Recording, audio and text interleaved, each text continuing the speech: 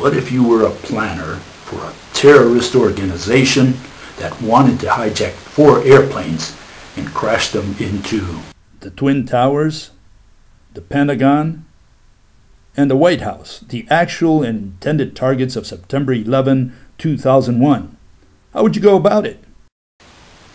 Well, there are 2 overall strategies you can follow. You can either strike the targets at about the same time, or do it the George Bush way, sequentially. The first order of the day would be to have a feel for the air defense response time of the U.S. military forces. You may not want to attack the most powerful nation on earth just to discover at the last moment how fast they are on the draw. You're simply not going to spend all that time and scarce resources preparing for an operation that does not at least obtain some benefits. When you factor in that surface-to-air missiles can blow you out of the sky at any time, you realize that your operating window is quite narrow. Keep in mind that George Bush argues that his military and FAA people were incompetent. That's fine. We are now aware of that. But certainly the hijackers couldn't count on that bit of information when they planned their mission. So how would a group of professional terrorists go about it? Well, one of the first things that they would certainly do is synchronize their watches. They would hijack the commercial planes more or less at the same distance from their targets so that they strike the buildings at about the same time, and as quickly as possible after hijacking them. Remember, you don't want to give the U.S. military time to implement countermeasures. They would also select aircraft in the region near the targets to begin with, again, so as to give the armed forces little time to react. In fact, considering that there are at least 3 major airports in the vicinities of Washington and New York, the obvious choices would have been to hijack planes from those 2 cities and take them directly to their targets. The first thing that a genuine air pirate would do upon taking control of the cockpit would be to cut off the airphone system. A gang simply does not rob a bank and allow the bank officers and hostages to make calls to their wives and husbands or to the police. Furthermore, a group of suicide terrorists would try to cause as many deaths as possible. They would plan to hijack planes full of passengers. None of this occurred on September 11, 2001. What occurred was something entirely different. The commercial planes that were allegedly involved in the incidents left at different times. In fact, the departure times were so far apart that the last plane was airborne just 4 minutes before the first plane hit its mark. The last plane supposedly crashed 1 hour and a half after the first one. Is it possible that the hijackers planned their operation this way? Would they give this much time to the U.S. military? To make George Bush's version more suspicious, the alleged hijackers in each of the planes that day forgot to turn off the airphone system, which is where most of the calls were made from according to the Bush team. They allowed the passengers and crew on every flight that day to make calls to relatives and authorities. The 9/11 Commission glosses over this sensitive point. They want you to believe that the hijackers didn't care about passengers making calls. Could it be that the hijackers were as gullible as the 10 members of the 9/11 Kangaroo Court? Again, would bank robbers allow you to make calls to the police? Would hijackers risk their entire operation by having the military shoot them down from the ground? More perplexing, the alleged hijackers deviated the planes widely from their regular routes and turned off their transponders, 2 moves that trigger automatic interception responses. Is this how authentic terrorists would have planned it? And according to George Bush, Mohammed Atta communicated messages by mistake directly to flight controllers. We have some planes, just stay quiet and we'll be okay. We're heading to the airport. What will become of the CIA if they continue to use such lousy actors? So let's see. They plan this operation 1 year in advance and then make all the wrong moves on D-Day. They allow passengers to make distress calls to ground control. They mistakenly talk to the controllers when they think they are talking to passengers. And they turn off their transponders and exit the regular routes, moves that trigger instantaneous interception. If so, perhaps they are correct. If the U.S. Air Force is so clumsy and inefficient, then perhaps Allah is the true God and is on their side.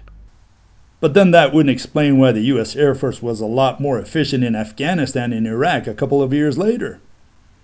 All these irregularities lead a rational person to conclude more readily that the alleged hijackers were trying to do everything in their power to notify the FAA and the U.S. Air Force that they had taken over the planes. Now, why would they do that? And despite all this forewarning, the U.S. Air Defense System, especially the folks at the D.C. National Guard, failed to shoot down planes that day. The D.C. Guard boasts on its webpage that they have sovereignty over the D.C. airspace and that their Minutemen are charged with protecting the nation's capital. Where were these bozos on 9/11? If you were flying your Cessna that day towards the Pentagon and Andrews Air Force Base did not have planes to intercept you on time, do you think that you would have made it? Do you think that the commander at Andrews Air Force Base would have waited for Dick Cheney to give him the order to shoot you down, irrespective of what the protocol says? It is also interesting that the planes the alleged terrorists happened to choose after a year of planning had among the fewest passengers that day. So much so that hadn't it been for last-moment decisions of half of the passengers, Flight 93 would have lifted with 25 passengers. It is difficult to believe that in a sophisticated operation such as 9/11 was, that the terrorists would improvise. They don't just hijack 4 airplanes at random at the last moment to give the authorities all the time in the world to shoot them down. There are simply too many holes in George Bush's theory. Let's add a couple more. Why would the terrorists drive to Maine and then fly from Maine to Boston to catch a connecting flight departing within half an hour of their arrival? You mean they plan for over 1 year and leave it to chance at the last minute regarding whether they will even get on the plane they intend to hijack? Genuine terrorists would have been in Boston that morning to board only the plane he intended to hijack. And why would they leave obvious evidence behind for the FBI to find, specifically the pepper spray? Could it be so that the 9/11 Commission would later be able to establish a connection to the alleged hijackers through staged recordings where the flight attendants mentioned mace? Nah, George Bush's serial theory doesn't fly. It has no chance whatsoever of succeeding in science. Maybe George Bush can pull such a terrorist plan in the United States, where his Keystone pilots fly eastward towards the Atlantic rather than westwards. I'd like to see him test his serial theory in China and see whether he can get away with it. So if George Bush's serial plane strikes cannot be taken seriously, if this is not how professional terrorists would have done it, why were the strikes staggered?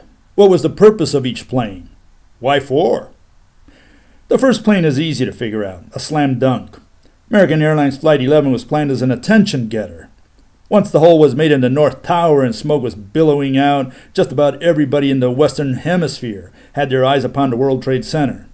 George wanted to make sure that no one, especially in the United States, missed out on the show even if they were normally not interested in news. Of course, with all the eyes trained upon the North Tower, the obvious next step was to give an immediate, dramatic, unforgettable performance, so as to lead the public to believe that this was an organized terrorist plot. There was probably no one in the world who by the end of that night hadn't seen the second plane melt into the South Tower. The third plane had 2 purposes. The first one was to attack a military target. George needed the military unconditionally by his side in the upcoming wars on Afghanistan and Iraq. He had to justify them and make it difficult, tantamount to cowardice or betrayal, for a uniformed officer to rise up against him in such a dire national emergency. The second one was to suggest to the world that the U.S. was simply caught off guard by the slick, barefooted hillbillies of Afghanistan. The purpose of the fourth plane was to generate and justify phone calls. Since George realized that he wouldn't be able to prove his case with objective evidence, he decided to play on the emotions of Americans and rely on subjective eyewitness testimony. They absolutely needed a Boeing 757 with phones for this part of the plan. Obviously, a group of terrorists would have researched and selected airplanes without airphones to simplify their operation. 9/11 was first and foremost a massive experiment in disinformation, a grand deception that continues even today. What stood in the way of military expansionism was the ignorance and apathy of the masses.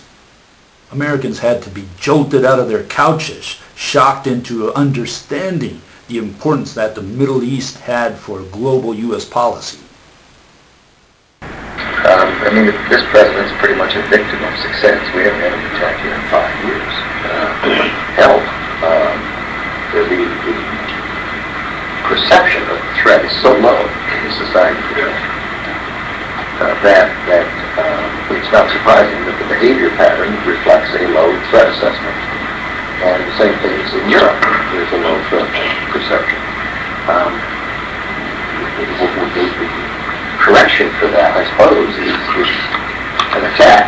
And when that happens, then everyone gets energized for another period. And it's a shame we don't have the maturity to recognize the seriousness of the threats. My God, the lethality, the carnage that should be imposed on our society is so real and so present and so serious that you'd think we'd be able to understand it. But as a society, obviously, the longer you get away from 9/11, the less